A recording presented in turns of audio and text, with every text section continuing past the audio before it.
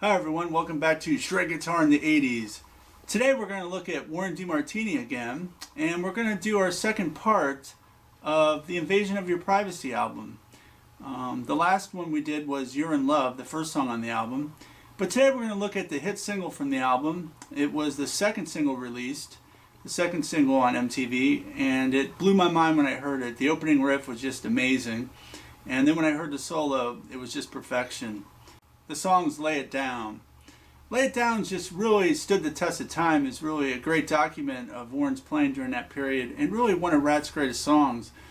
And a lot of it's due to that riff. The riff is just amazing. It's definitely Van Halen influenced, but you know, Warren totally has his own thing going on with it. And at the start of the video, when he starts playing that, he just looks so cool. It was just like, I was drawn to it as a guitar player.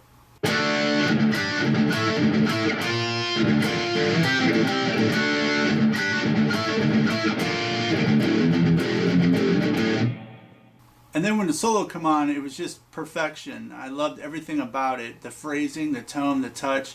It really is one of Warren's best solos.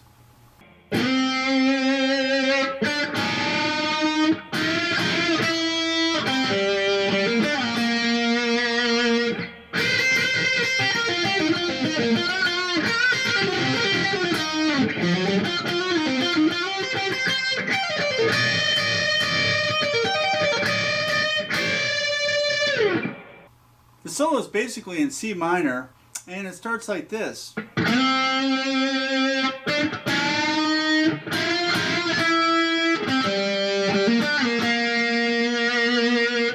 he's got some interesting things happening here. He slides to 5 on the 3rd string,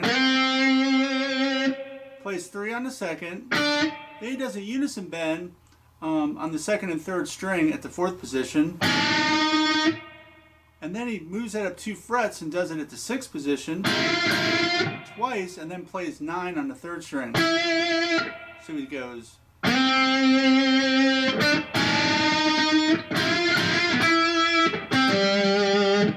Plays 5 on the 3rd string and then 5 on the 4th. And then he goes 5-8 on the 4th. And then he slides 7 to 3. And plays 3 on the 3rd. So that whole section goes.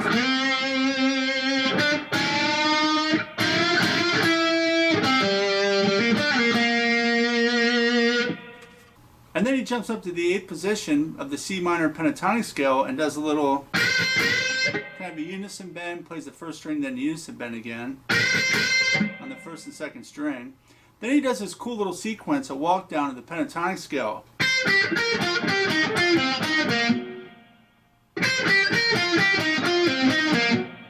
And that starts on the and. It's kind of walking down 16ths there. So it's. And then what that is a bend.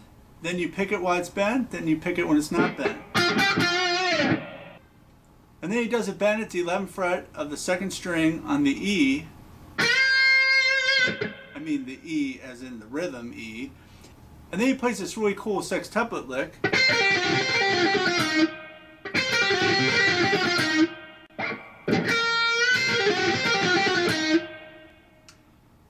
And what he's doing there is he's doing this slow.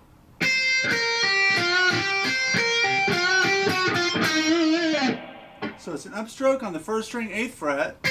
Then you play downstroke on the 2nd string at the 11th fret, pull off to 8. Then you'll play a downstroke on the 3rd string, 10th fret, bend it. Then you go back to 8 with a downstroke on the 2nd. Up on 8 on the 1st string. Pull off that 11 to 8 with a downstroke. Then you're going to bend a half step on the 3rd string, 10th fret. Go back with an upstroke and hit the 8 on the 2nd string. And then we're going to end with 11, 10, 8, down, up, down on the third. So the whole thing slow goes like this. The next part is kind of a weird part. It's kind of buried on the album, so what I did was watch the live recording, and here's what Warren did.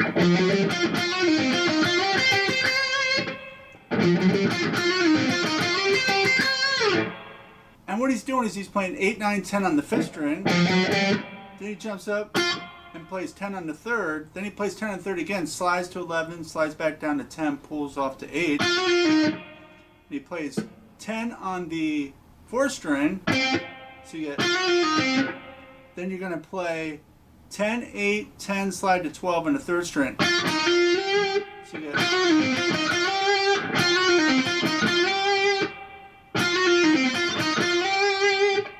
so that whole thing goes, then you end with the, then you jump up and go,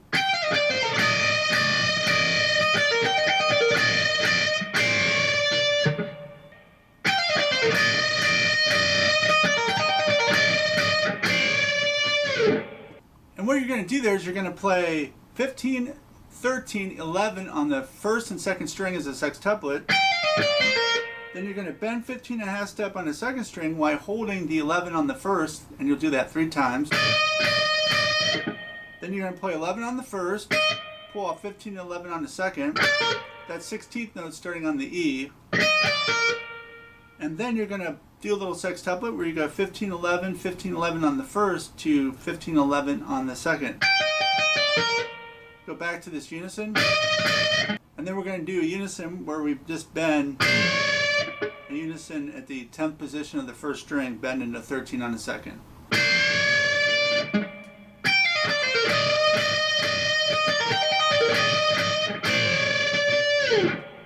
So the whole thing sounds like this.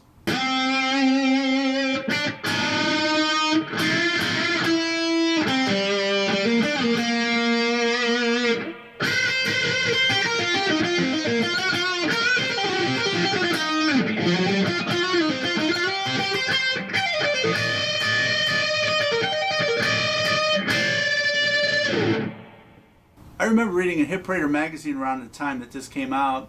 They played Yngwie Malmsteen, this song, Lay It Down, in the Celebrity Radio Record column they used to run, a little feature in the magazine.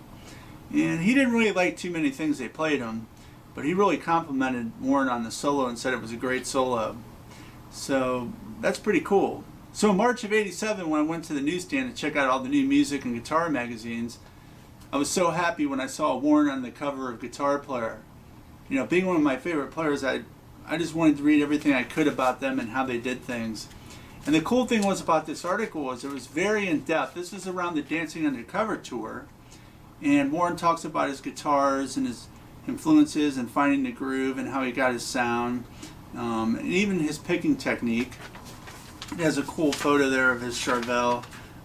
It's a really interesting article, and I read it over and over and over.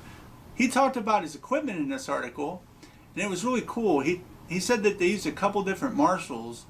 One was a plexiglass, kind of the plexi, Marshall plexi, and the other was Super Lead that had more of the metal front. It didn't have the plexiglass front.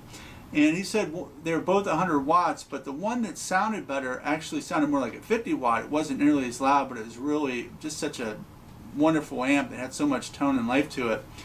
And his tone around this period was awesome around the Dancing Undercover. And I just think that his tone just was amazing and proved, I mean, every album it just got better and better. And Warren has some of the best tone and phrasing around. He also said he used metal picks back then, and stainless steel strings, everything was stainless steel. And he also said that when he would hammer, when he would ascend, if he was doing 3 notes per string scales, he would pick the first 2 notes and then hammer the second. And I thought that was really interesting also. He goes on to talk about the EQ settings and stuff like that. But it's a really cool article. If you get a chance, look it up on eBay if you're a fan of Warren. See if you can find this Guitar Player issue with Warren on the cover. It's just a lot of fun to read and a great time capsule of Warren from that period. Today's album pick is Iron Maiden Somewhere in Time. I hadn't heard this album in many years, and I recently pulled it out of my collection and put it on. and I really loved it. I love the production. You know, Martin Birch, his productions are usually a lot more straightforward, but this is a very wet kind of production, but it has a lot of atmosphere, and I love the songs on it. Caught Somewhere in Time, Wasted Years is a classic, we all know that one. Sea of Madness, Heaven Can Wait, The Loneliness of the Long Distance Runners, another great one. Stranger in a Strange Land, Deja Vu, and Alexander the Great. But I love the tones that Adrian and Dave have on this album, and their playing is just so tasty, always so tasty, and you can hear elements of Schenker and players like that in their playing, and they always just have such great bends and great melodies, and I really love the old Iron Maiden stuff. They were a big influence on me, and if you listen to a lot of the neoclassical stuff that came out after, you can hear Iron Maiden there. Iron Maiden's a big influence on a lot of bands. If you haven't heard Somewhere in Time in a while, I really recommend pulling it out and listening to it. It's just a great release and a lot of fun to listen to. And like I said, I love the atmosphere and tones on it. Well, thanks so much for joining me. I sure had fun talking about Warren, and I'm going to talk a lot more about Warren in the future, maybe cover some of his rhythm playing as well as solos. I just can't say enough about Warren. He's just the coolest guitar player, and in that period he was definitely one of my favorites. So if you like my channel, I'm going to be covering a lot of different stuff. You know, classical, I'm going to get into some fusion stuff eventually, different things. But I'm having a lot of fun, and to everyone that's liked and subscribed to my channel, thank you. And if you haven't, please do. And until I see you again, have fun picking.